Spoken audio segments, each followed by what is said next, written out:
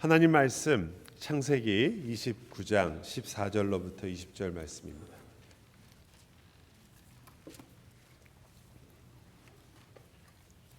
하나님의 말씀을 귀 기울여 들으시기 바랍니다. 라반이 이르되 너는 참으로 내 혈육이로다 하였더라. 야곱이 한 달을 그와 함께 거주하더니 라반이 야곱에게 이르되 내가 비록 내 생질이나 어찌 그저 내 일을 하겠느냐? 내 품삯을 어떻게 할지 내게 말하라. 라반에게 두 딸이 있으니 언니의 이름은 레아요 아우의 이름은 라헬이라. 레아는 시력이 약하고 라헬은 곱고 아리따우니 야곱이 라헬을 더 사랑함으로 대답하되 내가 외삼촌의 작은 딸 라헬을 위하여 외삼촌에게 7년을 섬기리이다. 라반이 이르되 그를 내게 주는 것이 타인에게 주는 것보다 나으니 나와 함께 있으라. 야곱이 라헬을 위하여 7년 동안 라반을 섬겼으나 그를 사랑하는 까닭에 7년을 며칠같이 여겼더라. 아멘. 저희가 야곱이 베델 사건이 그의 인생에 얼마나 중요한지를 여러 번 우리가 같이 강조했었습니다. 그가 그때 하나님께서 약속하신 것도 중요하지만 그 하나님의 약속에 대해서 어떻게 반응했는지도 굉장히 중요했습니다. 그리고 그가 그 반응했던 대로 하나님께서는 이제 그의 인생을 하나님의 성전으로 삼으시며 그의 인생 전체가 하나님께 드려지는 인생으로 이제 인도하시기 시작합니다. 이것이 어떻게 보면 우리가 신자의 삶이 어떠한 것인가를 알게 되는, 여러분이 예수를 믿은 다음에 이제 나 믿었고 이제 교회 열심히 다니다가 천국 간다라는 것이 아니라 하나님께서 여러분을 구원하신 목적이 있으며 그리고 그 목적이 바로 여러분의 인생의 목적이 된다는 것입니다. 그것이 바로 우리가 하나님의 성전으로서 거룩한 하나님의 자녀로서 하나님께서 우리의 인생을 세워가시는 거죠. 그렇게 하기 위해서 하나님께서 지난 시간에 우리가 살펴본 것처럼 제일 처음에 우리 자신을 보게 하십니다. 자신을 대면한다는 것은 인생에서 쉬운 일처럼 보이지만 아주 어려운 일 중에 하나이기도 합니다. 너무나 많은 사람들이 실제 자기를 대면한 적이 별로 없기 때문입니다. 우리는 누구에 의해서 누구의 아들, 누구의 딸, 또 누구의 부모, 어머니, 아버지가 될 때가 있습니다. 어떤 때는 사장님이 되기도 하고 어떤 때는 학생이 되기도 하고 어떤 분은 교수고 어떤 분은 박사가 되기도 합니다. 그러나 그 모든 것들은 사실은 우리의 본질을 설명하는 것은 아닙니다.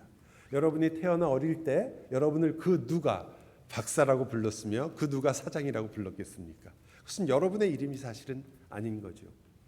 여러분 자신을, 그 본질적인 나의 모습을 대면한다는 것은 참 인생에서 어쩌면 하나님의 은혜 없이는 우리에게 일어나지 않는 일일지 모릅니다.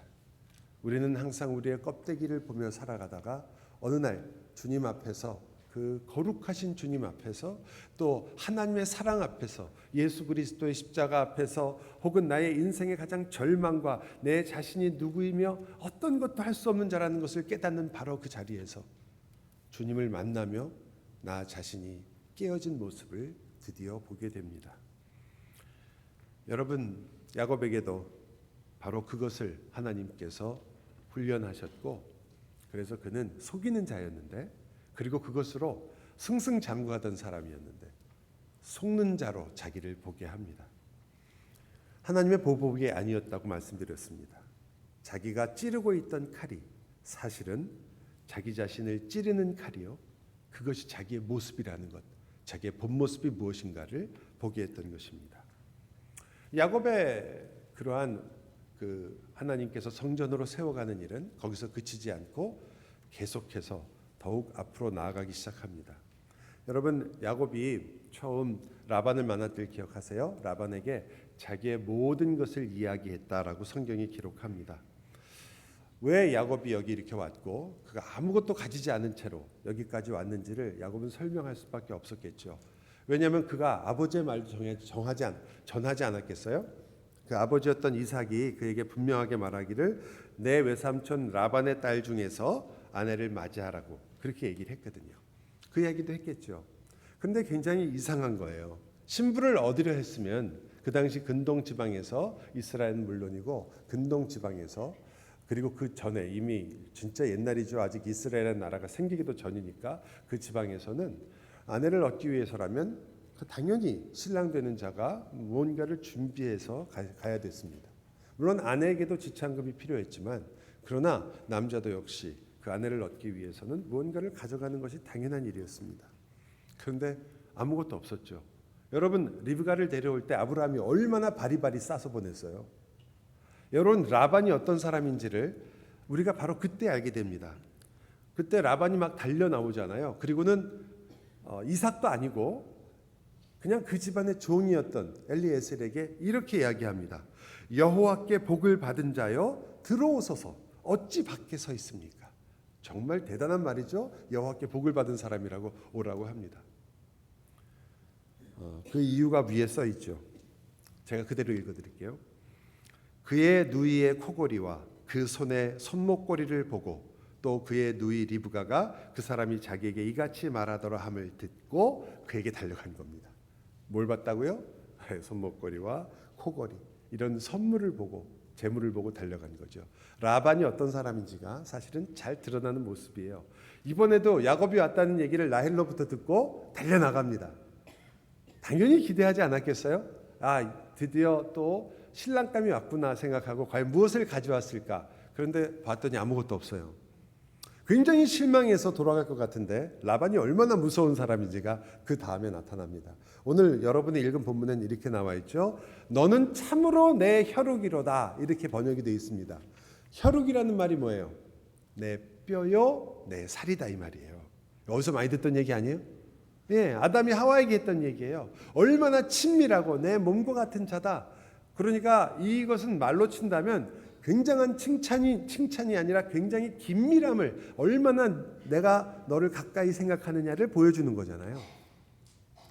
그렇기 때문에 제가 그 말을 들었다면 야곱이라면 정말 그가 여기까지 오는 동안 얼마나 고생했겠어요.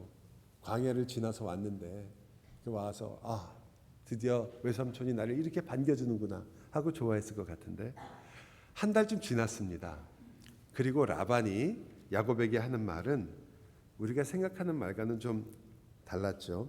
뼈 중에 뼈요 살 중에 살이라고 얘기한 것을 참 대단히 놀랍게 이렇게 사용합니다. 그래 너는 내 조카가 맞아. 그런데 너를 어떻게 내가 아무 삭도 주지 않고 이렇게 부려먹을 수가 있겠냐. 그러므로 내가 너에게 품삯을 주겠다. 겉으로는 굉장히 우리식으로 말하면 이성적인 것처럼 보이죠. 상당히 합리적인 사람 같습니다. 그러나 이 말은 그 안에 칼을 품고 있는 말이죠. 이게 무슨 뜻이냐면 너를 이제 내 조카로만 여기는 것이 아니라 사실은 내가 너에게 품삯을 주는 것으로 뭐가 되는 거예요 이제는요. 품삯을 받는 품꾼이 되는 거죠. 여러분 아들에게 품삯을 주는 거 보셨어요? 안 주죠. 그는 분명히 그를 조카여 가족처럼 얘기하면서도 내가 이제부터 너에게 품삯을 주겠다. 그것은 이제부터 그가 우리가 알고 있는 야곱을 종으로 여기겠다는 그런 뜻이 된 겁니다. 여러분 진짜로 그 일 이후에 야곱은 자그마치 20년 동안을 일하게 됩니다. 종처럼 일을 합니다. 여러분 하나님의 학교에 들어가서 그가 배운 첫 수업, 그가 들어간 첫 수업, 하나님께서 그를 성전으로 만드는 첫 수업은 바로 다른 것이 아니라 겸손과 낮아짐이었습니다. 그는 아들이었는데 한 집안의 어엿한 아들이었는데 친척의 집에 갔는데 그곳에서 종의 대접을 받게 됐던 것입니다. 여러분 이것이 얼마나 기가 막힌지를 한번 생각해 보세요. 야곱이 그의 인생 속에서 받았던 첫 번째 그가 알고 있던 계시가 뭐였어요? 큰 자가 작은 자를 어떻게 하리라? 섬기리라 그랬거든요. 그런데 이제 그가 섬기는 자가 된 거예요. 어떻게 보면 주님의 말씀을 이루는 것이기도 합니다. 예수님께서도 우리가 신약에 보면 이렇게 말하죠. 너희가 큰 자가 되려 하면 오히려 섬기는 자, 작은 자가 되라고 얘기하시죠. 그래야지 너희가 높은 자가 될 것이다. 하나님께서 이 야곱에게 주신 첫 번째 학교의 수업 과목 101은 바로 겸손, 섬김이었습니다. 그가 성전이 되기 위해서 반드시 거쳐야 됐던 것 중에 하나였던 거죠. 여러분 저희가 지금 사실 종교 개혁 한 500여 년이 지난 종교 개혁을 지금 지나고 있습니다. 종교 개혁일이 바로 우리가 얼마 지나지 않은 시기에 지났죠. 루터가 되게 그 성당의 앞에다가 자기의 그 항목을 붙여가지고, 그래서 이것이 바로 우리가 이 교황을 중심으로 했던 로만 캐톨릭에 대해서 우리는 이것을 항거한다고 했던, 그래서 우리의 이름이 프로테스탄트 아니에요?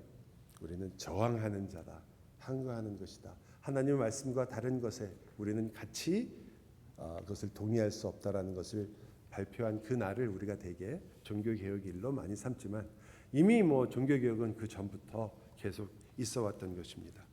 그 종교개혁을 우리가 알고 있으며 또한 우리가 거기서부터 개혁신앙이라는 말을 하게 됐습니다.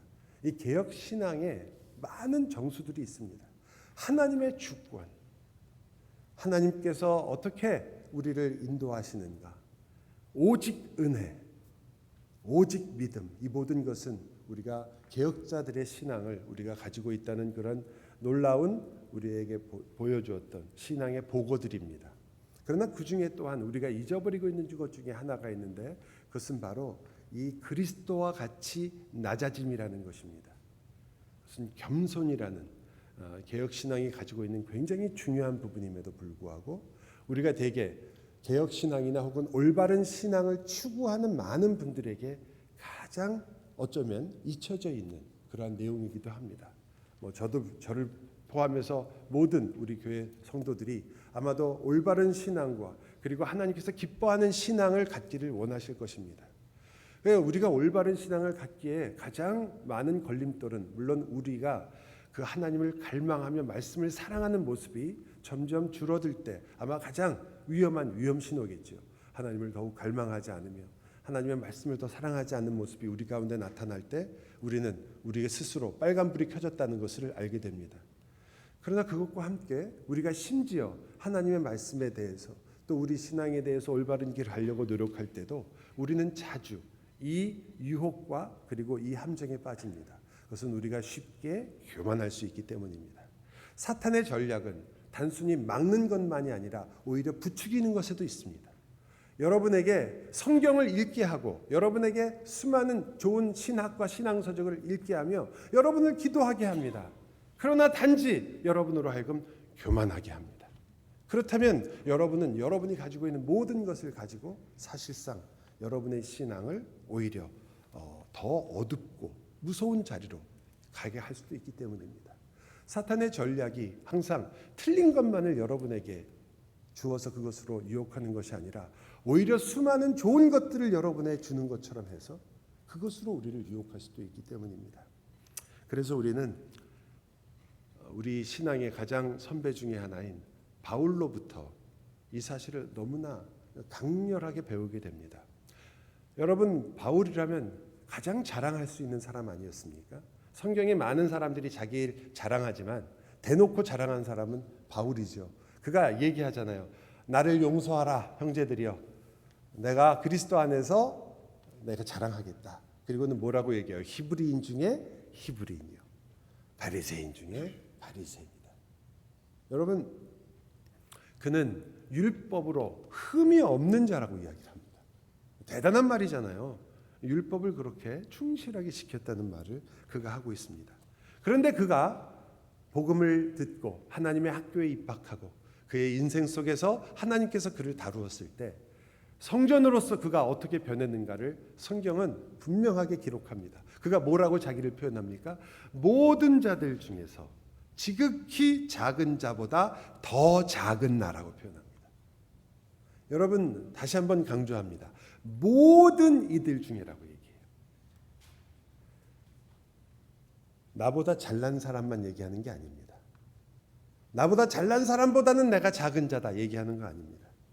나보다 신앙이 약한 사람, 나보다 별로 알지 못하는 사람, 나보다 어리석다고 생각되는 사람, 나보다 모든 면에서 뒤떨어지는 것처럼 보이는 사람, 나보다 똑똑하지 않은 사람, 나보다 신앙의 경력이 부족한 사람, 이 사람은 겨우 초신자처럼 보이는 사람, 그 모든 이들 중에 내가 가장 작은 자요 더 작은 자라고 얘기하는 겁니다. 이 마음과 태도가 진심으로 여러분에게 있어야 여러분은 이 무서운 유혹으로부터 사실상은 이길 수 있으며 우리 자신이 얼마나 쉽게 교만할 수 있는 자를 깨닫게 됩니다. 이것은 여러분이 일부러 생각하는 것이 아니라 우리 자신이 바로 그러한 자임을 알기 때문입니다. 하나님 앞에서 우리가 어떤 죄인이며 우리가 어떤 자리에 있을 수밖에 없는 자인가를 안다면 우리는 이 고백을 바울과 함께 할 수밖에 없기 때문이죠. 여러분이 혹 우리 신앙생활을 하는 동안에 내 마음이 높아지려고 할 때, 내가 이만큼 하나님 앞에서 잘 나아가고 있구나라고 생각될 때, 또 물론 그것을 우리가 말로 표현하거나 여러분이 하진 않지만 여러분이 다른 사람을 보면서 나타나는 태도에서도 당연히 나타나게 되겠죠. 남보다 위에 서려고 하는 마음이 있을 때, 나도 모르게 자랑하고 싶어질 때, 남을 판단하는 자리에 하나님의 자리처럼 그렇게 서게 되었을 때, 저는 여러분이 이 말씀을 꼭 기억하기를 원합니다. 이 세상의 모든 자들보다 더 작은, 그것보다도 더 작은, 여러분이 만일 여러분을 낮추시는 일이 참 감이 안 오신다면 어떻게 해야 되는가? 그러면 무조건 고개 숙이고 다니는 것인가? 내가 매일 나는 아무것도 아닙니다. 나는 아무것도 할 줄 모릅니다. 제가 뭘 알겠습니까? 이러고 살라는 뜻인가? 그게 힘드시면 이렇게 하십시오. 다른 사람을 높이십시오. 항상 다른 사람을 높이십시오. 그가 나보다 나은 자라는 것을 인정하시고 그의 모든 말들을 존중하며 그에게 혹 권면하며 그에게 혹 좋은 일을 이야기하며 그에게 혹 잘못을 지적하는 일이 있더라도 그를 나보다 나은 이로 여겨 나보다 높게 여기십시오. 여러분이 만일 그렇게 상대방을 높이게 된다면 여러분은 여러분이 낮아지는 것을 보게 될 것입니다. 이 일은 너무나 중요해서 우리가 항상 기억해야 되는 겁니다. 주님께서는 훌륭한 베드로 앞에서 무릎을 꿇고 발을 씻기지 않으셨습니다. 주님께서는 죄를 해결하고 이 세상에서 가장 위대하게 하나님의 복음을 전하며 그리고 십자가에 거꾸로까지 매달렸던 그 베드로의 발 앞에 무릎 꿇고 그의 발을 씻기신 것이 아니라 조금만 있으면 예수님을 3번이나 부인하고 심지어 성경의 표현에 저주한다고 표현할 정도로 주님을 모른다고 얘기할 그 베드로 앞에 무릎을 꿇고 그의 발을 씻기셨던 것입니다. 그것이 주님이 낮아지신 모습이었습니다. 그러므로 저와 여러분이 만일 이제 나의 신앙이 자라며 내가 성전으로서 자라기를 진정 원하시며 하나님의 손길을 여러분이 믿고 따라가고 있다면 여러분 야곱을 제일 처음 그가 취했던 과목 섬김과 겸손의 자리가 여러분에게도 지금 일어나며 그리고 여러분이 그것을 잘 기억해야 하며 따라가야 된다는 것을 아실 것입니다. 이것은 목사라고 전혀 예외가 없습니다. 저도 똑같이 고백해야 되고 똑같이 회개해야 될 점 중에 하나입니다. 어쩌면 더 많이 할지도 모르죠. 왜냐하면 목사는 설교를 하다 보면 설교하는 내가 마치 설교랑 똑같다고 생각할 때가 많이 있거든요. 착각을 하는 거죠. 그러나 하나님 말씀은 우리 모두가 똑같이 받는 말씀입니다. 저는 또 가끔 그런 생각도 하죠. 설교를 제가 이 교회에서만 수십 년을 한 건데요. 그래도 제가 원하는 것처럼 보이지 않을 때가 많잖아요. 설교를 얼마큼 해야 이 왼수들이 변하나 이런 생각을 왜 안 하겠어요. 그리고 어떤 때는 설교를 하다가 그렇게 변하지 않는 모습을 보면서 정말 아무리 얘기해도 못 알아듣는구나. 여기는 아닌가 봐. 이렇게 생각할 수도 있습니다. 여러분 제가 회개합니다. 얼마나 교만한 모습입니까? 하나님의 역사를 의지하지도 성령님께서 여러분의 인생에 얼마나 큰 사랑과 자비와 긍휼을 베푸는지도 자주 잊어버리고 내가 보는 것과 내가 생각하는 것으로 사람을 판단하며 그리고 주님의 말씀을 전하고 있으니 이것이야말로 얼마나 어리석은 일입니까? 그러므로 회개합니다. 용서해 주십시오. 안 해주시네. 정말 그렇습니다. 저희 인생 속에서 그러나 이 야곱이 들었던 첫 수업 강의는 놀랍게도 그저 강의실에서 듣던 강의는 아니고 그저 선생님이 얘기하면 고개만 끄덕이던 강의도 아니었습니다. 그는 정말 힘들게 이 강의를 듣습니다. 이 강의를 듣고 있고 들었던 야곱의 고백을 제가 읽어드릴게요. 창세기 31장에 나오는데요. 38절부터 말씀입니다. 제가 읽겠습니다. 내가 이 20년을 외삼촌과 함께 하였거니와, 라반에게 얘기하는 중입니다. 지금 외삼촌의 암양들이나 암염소들이 낙태하지 아니하였고, 내가 얼마나 잘 돌봤는지 새끼를 잃어버린 적이 없다는 뜻입니다. 그가 그 정도로 열심히 일했습니다.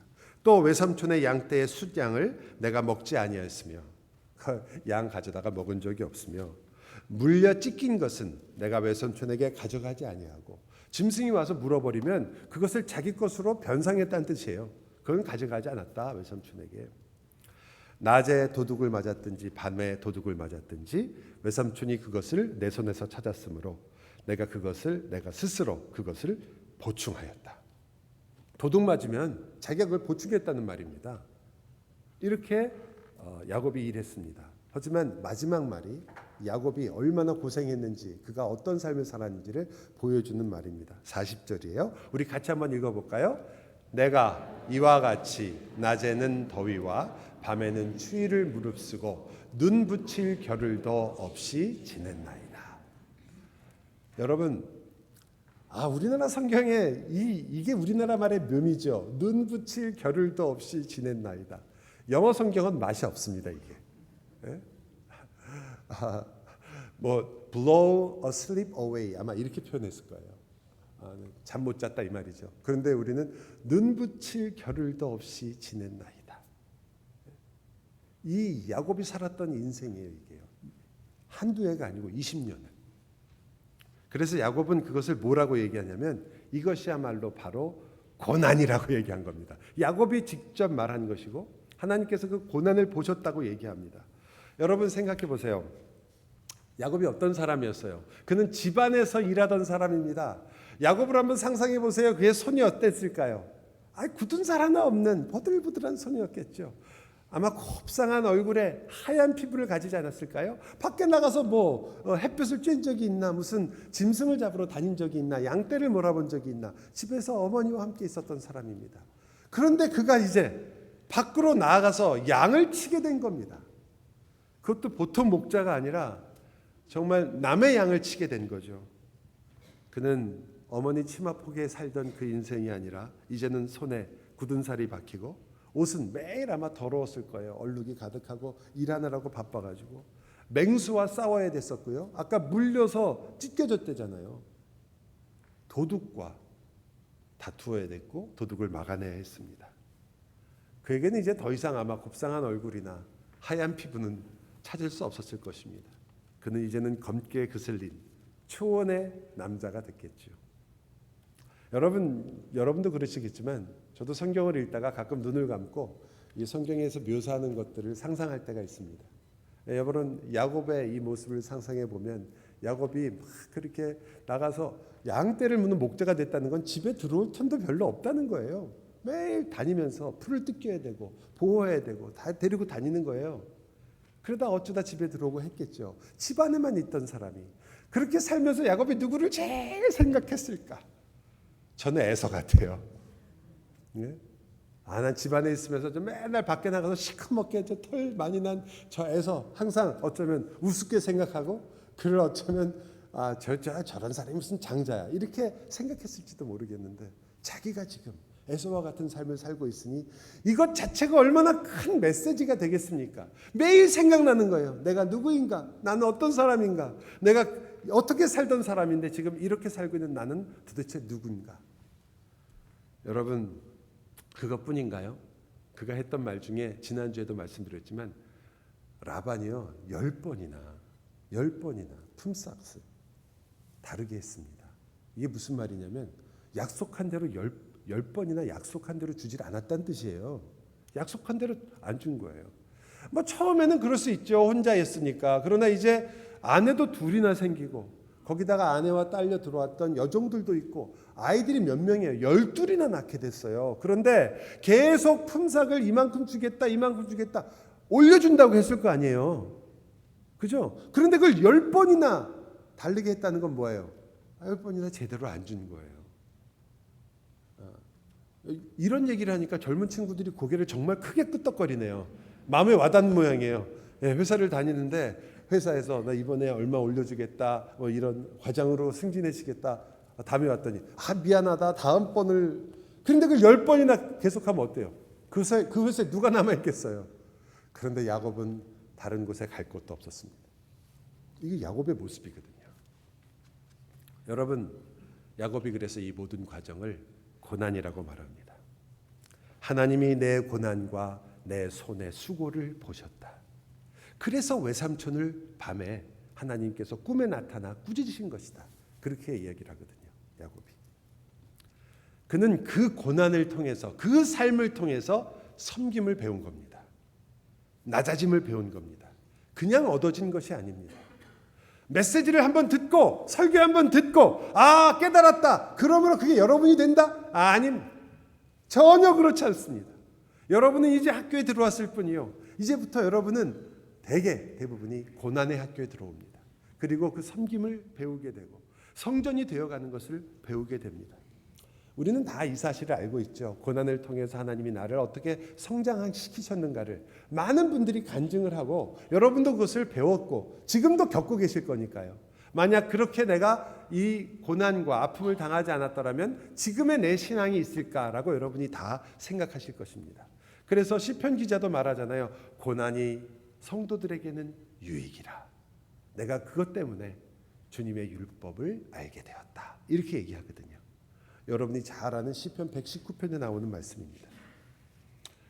저는 오늘 이렇게 잘 알려진 것이 아니라 이 스토리에서 우리가 놀라는 부분을 한 번 더 집중했으면 좋겠습니다. 섬김의 부분에서 제가 정말 놀라는 점은 야곱이 이 모든 고난을 당하면서 한 번도 꾀를 부리지 않았다는 것이었습니다. 여러분, 잔머리의 왕은 누구예요? 야곱입니다. 여러분, 속이는 자의 원조는 라반이 아닙니다. 야곱입니다. 여러분, 라반과 야곱의 이야기는 이랬다면 훨씬 더 흥미진진했을 거예요. 우리나라 드라마를 능가했을 겁니다. 라반이 그를 속이고 야곱은 다시 뒤통수를 치고, 그리고 라반은 또 그를 다시 속이고. 우리나라 드라마 주로 그런 거 아니에요. 속이고 또 뒤통수 치고 또 속이고, 알고 봤더니 또 반전의 반전. 우리나라 드라마를 시청하시는 분들은 반전이 없으면 드라마를 못 보신다고 그래요. 그런데 이 스토리에서 정말 제가 놀라는 것은 야곱이 온 힘을 다해서 이 모든 일을 감당했다는 겁니다. 성경이 그렇게 말하고 있어요. 뭐라고 말하냐면 자기 레아와 라헬, 자기의 부인들에게 이렇게 말합니다. 그대들도 알거니와 내가 힘을 다하여 그대의 아버지를 섬겼거늘. 온 힘을 다했다는 거죠. 그건 정말 이상합니다. 야곱은 조그만 머리를 썼어도 많은 재산을 챙길 수 있었을 텐데, 그가 조금만 달리게 했어도 충분히 뒤통수를 치고 빨리 도망쳐서 나올 수 있었을 텐데, 그는 20년을 꼬박 채웁니다. 그리고 그렇게 살았어요. 여러분, 우리가 이 구절을 보면 정말 이 태도가 어디서 나왔는지를 바로 그 전 구절에서 알 수 있습니다. 우리 31장을 아까 봤었는데 31장 5절과 6절을 한번 같이 다시 한번 보겠습니다. 제가 아까 말씀드린 데가 6절이에요. 6절을 보면 그대들도 알거니와 내가 힘을 다하여 그대의 아버지를 섬겼다. 근데 내가 힘을 다하여 섬긴 것이 왜 그러느냐가 바로 5절에 나오거든요. 5절을 우리 함께 보겠습니다. 5절을 제가 읽어드리겠습니다. 잘 들으시기 바랍니다. 그들에게 이르되 내가 그대들의 아버지의 안색을 본즉 내게 대하여 전과 같지 아니하도다. 그 아버지가 또 변했다는 거예요, 라반이. 그러할지라도 내 아버지의 하나님은 나와 함께 계시느니라. 이것이 그가 힘을 다할 수 있게 했던 이유였습니다. 하나님께서는 나와 함께 계셨느니라. 나중에도 똑같이 얘기해요. 우리 아버지의 하나님, 아브라함의 하나님, 곧 이삭이 경외하는 그 하나님이 나와 함께 계셨기 때문에 내가 이렇게 살아있다. 여러분, 그가 분명히 종이었죠. 그는 섬겨야 했습니다. 심지어 불이익을 당하고 있었습니다. 야곱에게 이 시간은 고난과 수고의 시간이었던 것은 분명합니다. 그런데 거기서 그는 힘을 내요. 힘을 다해 그 섬김을 감당합니다. 우리가 보기에 성경의 기록은 14년 동안 마치 번갯불에 콩고 먹듯이 그가 7년 동안 아내를 위해서 섬겼고 그리고 7년 후에 또 그 아내를 다시 얻기 위해서 14년을 그렇게 지냈다.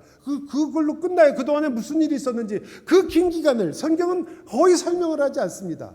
야곱이 야복강 나루터에서 하룻밤 생걸 가지고 한 장을 기록했는데 14년을 두 줄로 끝냈어요.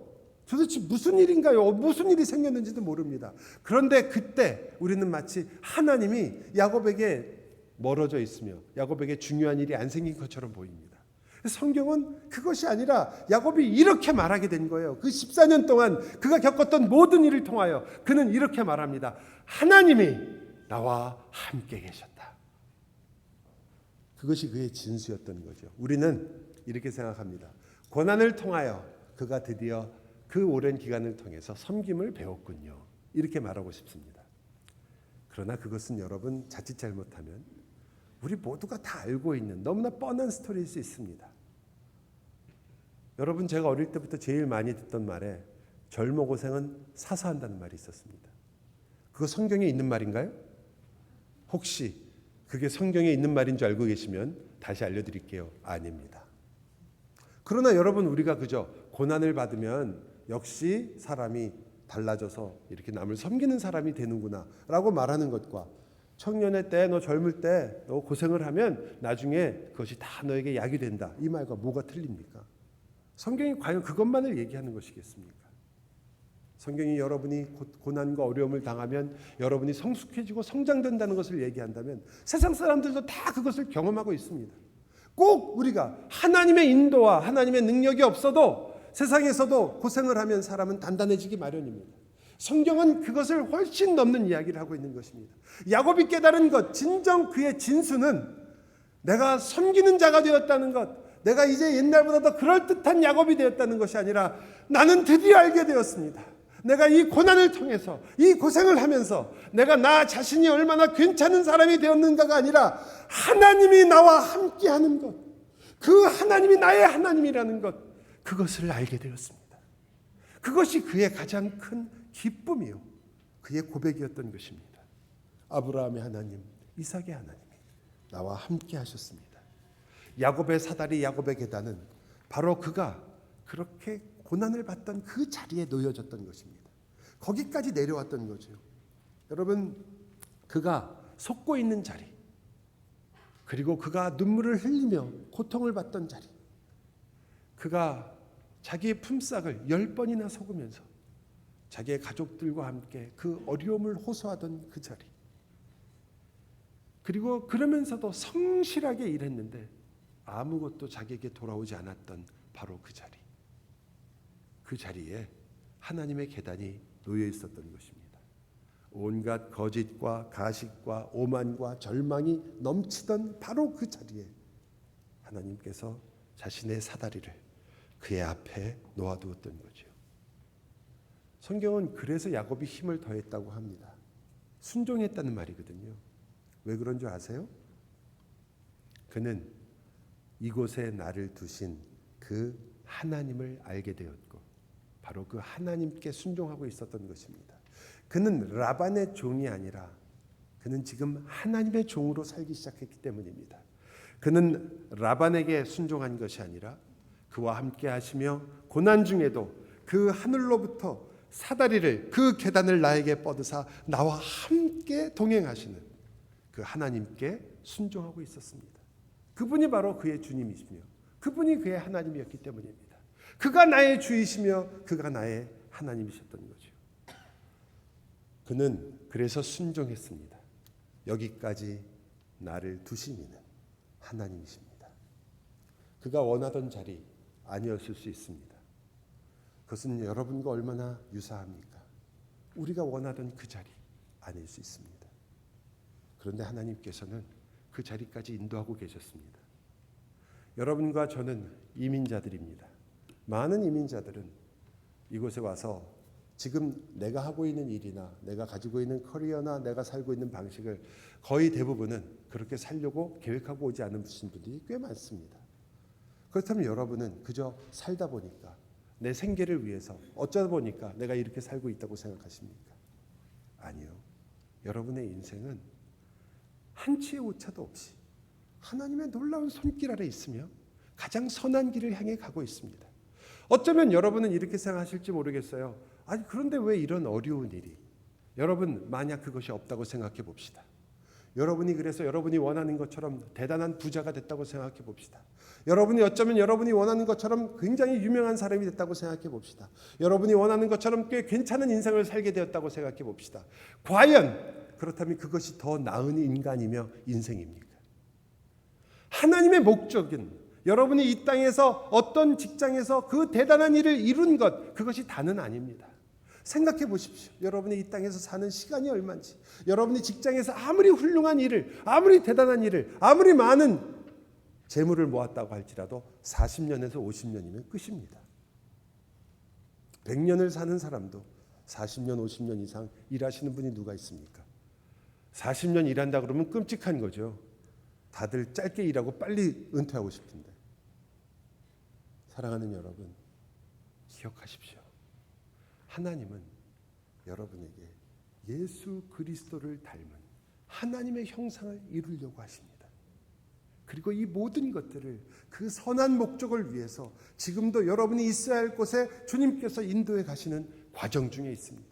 지금 나의 마음은 그것을 다 이해할 수 없을 수도 있고 어떤 때는 그것이 과연 하나님 설마 저를 이런 구석으로 이런 코너로 모실 수 있습니까? 라고 여러분의 마음에 아직 이해하지 못하는 부분이 혹 있을지 모릅니다.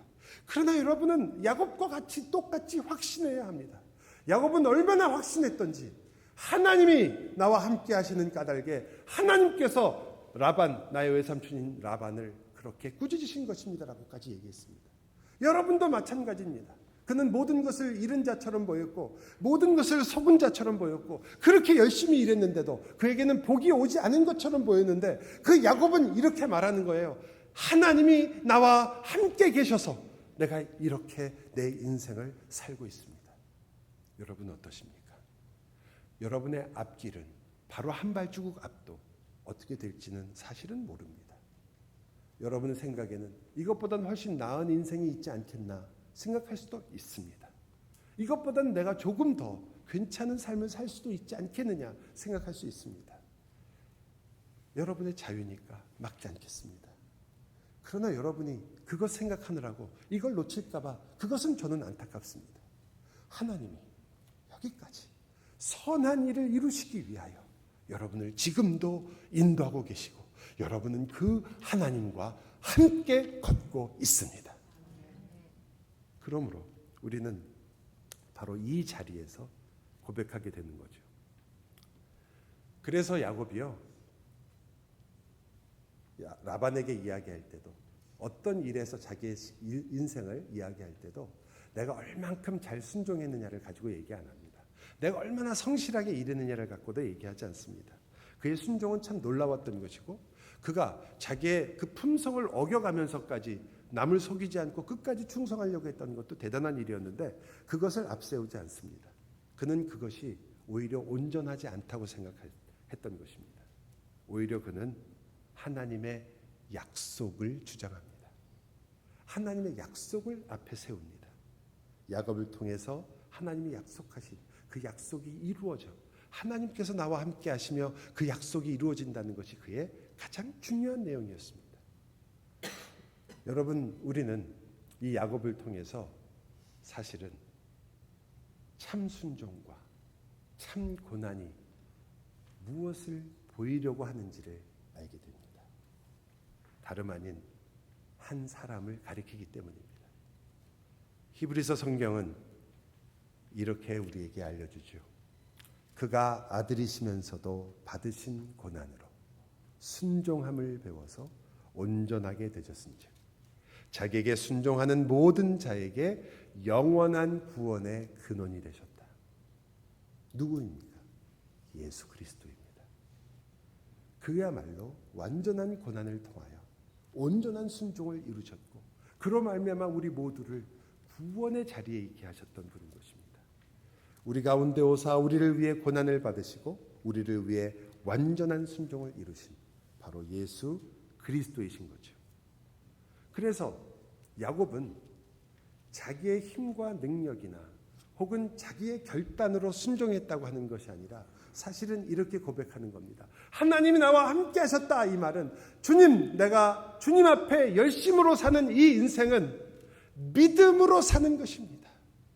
내가 순종한 그 순종을 내가 의지하지 않습니다. 내가 잘한 내 그 수많은 것들을 내가 의지하지 않습니다.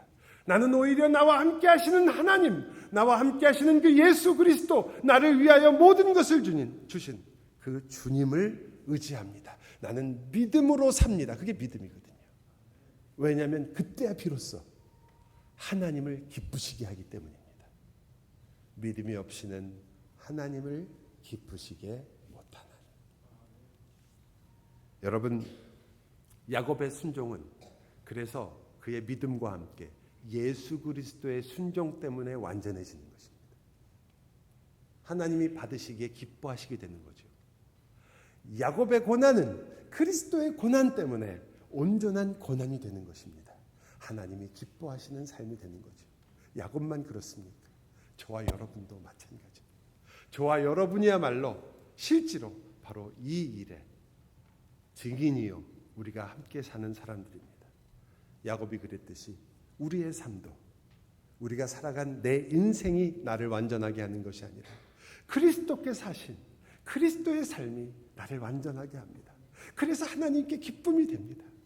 나의 인생은 여전히 부족하며 나는 오늘도 죄와 싸우지만 죄 때문에 정말 내 무릎이, 내 마음이, 내 삶이 어떤 때는 상처투성이가 되며 힘들어 어쩔 줄 모를 때가 있으며 그러면서도 내 인생을 어떻게 사는 것이 가장 잘 사는 것인가 여전히 모르는 내 삶 때문에 주님 앞에 나아가고 또 나아가며 묻고 또 물으면서도 주님 어찌 살기를 원하십니까? 라고 나아가는 내 삶 속에 내일이 어떻게 될지 모르는 그 삶 속에 그 삶을 온전하게 하시는 예수 그리스도가 있기에 우리는 함께 담대하게 고백하는 것입니다.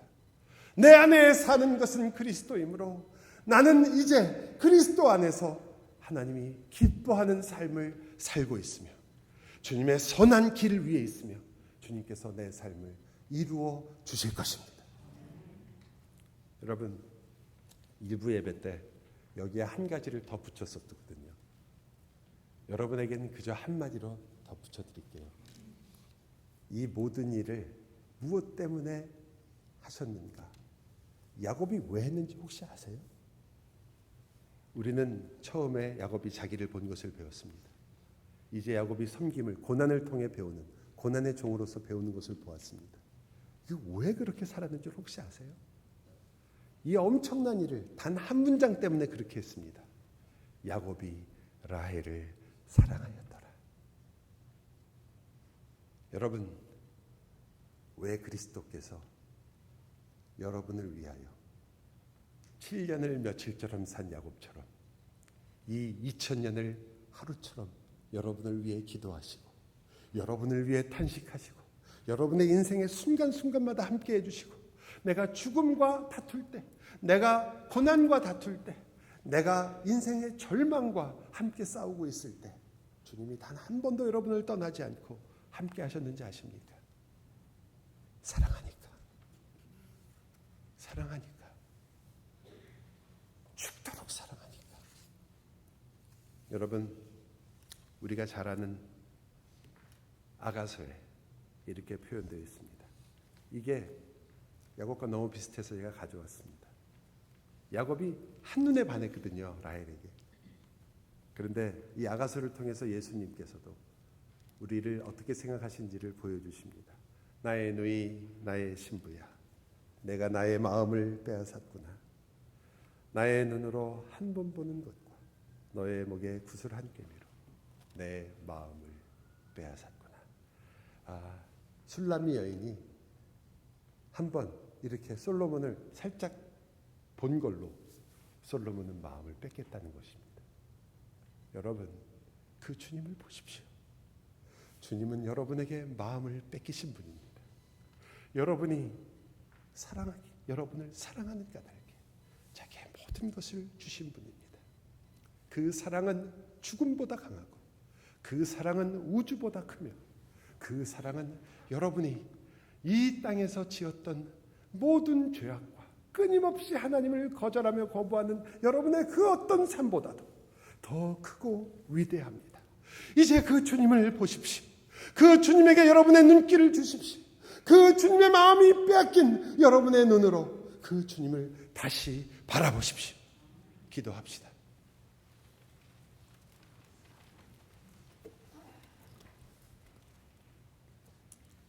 주님이 우리를 사랑하기 때문입니다. 이 달콤한 음성을 주님 듣게 하여 주옵소서. 주님이 나를 사랑하시기 때문입니다. 예수 그리스도의 이름으로 기도하옵나이다. 아멘.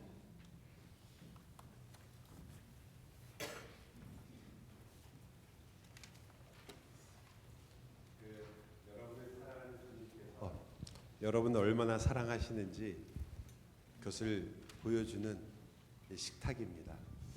여러분도 그렇잖아요.